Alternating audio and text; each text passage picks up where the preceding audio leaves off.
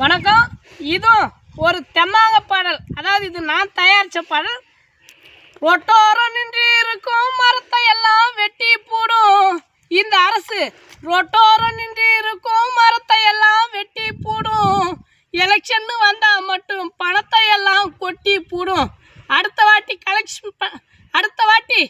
Collection பண்ணிக்கலான்னு election வந்தால் மட்டும் பணத்தை எல்லாம் கொட்டி போடும். என்ன ஊருங்கோ அது நம்ம ஊருங்கோ, என்ன ஊருங்கோ அது நம்ம ஊருங்கோ, என்ன நாடுங்கோ அது நம்ம தமிழ்நாடுங்கோ, என்ன நாடுங்கோ அது நம்ம தமிழ்நாடுங்கோ.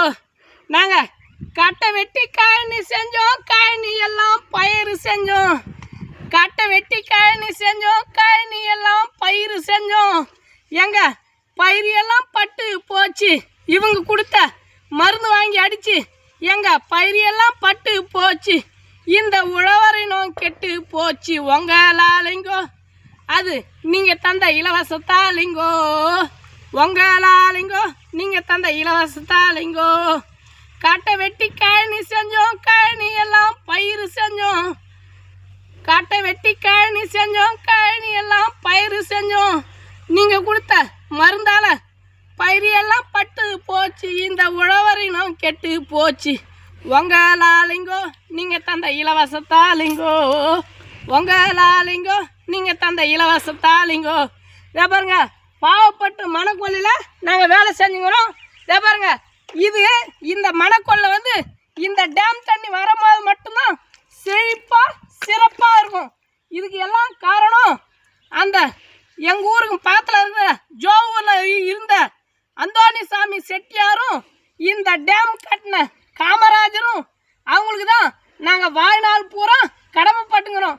அதாவது நாங்கள் செத்துட்டாலும் எங்கள் அடுத்த தலைமுறைக்கு சொல்லிட்டு போவோம், நம்மளுக்கு கடவுள் யாரானா இந்த டேம் கட்டின காமராஜரும் இந்த டேமை இங்கே கட்டணும்னு ஒரு ஐடியா தந்த அந்த அந்தோணிசாமி தான் நமக்கு கடவுள்னு எங்களுடைய அடுத்த தலைமுறைக்கு சொல்லிட்டு போவாங்க. ஏன்னா அவங்க கட்டின டேமால் தான் 60-70 கிலோமீட்டர்லேருந்து எங்களுக்கு தண்ணி பாயுது.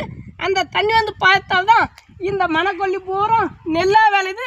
நெல்லாக விளைஞ்சி எடுத்தாந்து உங்ககிட்ட கொடுக்குறோம். ஆனால் நீங்கள் அதை அக்காப்படி முக்காப்படி அளந்து எங்களுக்கு ஏதோ மிச்சம் மீதி கொடுக்குறீங்க. நீங்கள் நெல்லாயிருங்க, நாங்கள் இப்படியே உழைச்சி அழிஞ்சு நாராக பாஞ்சோராக போகிறோம். நம்ம விவசாயம் சார்ந்தும் சமூகம் சார்ந்தும் பேசுகிறோம். உங்களுக்கு பிடிச்சிருந்தா நம்பூர்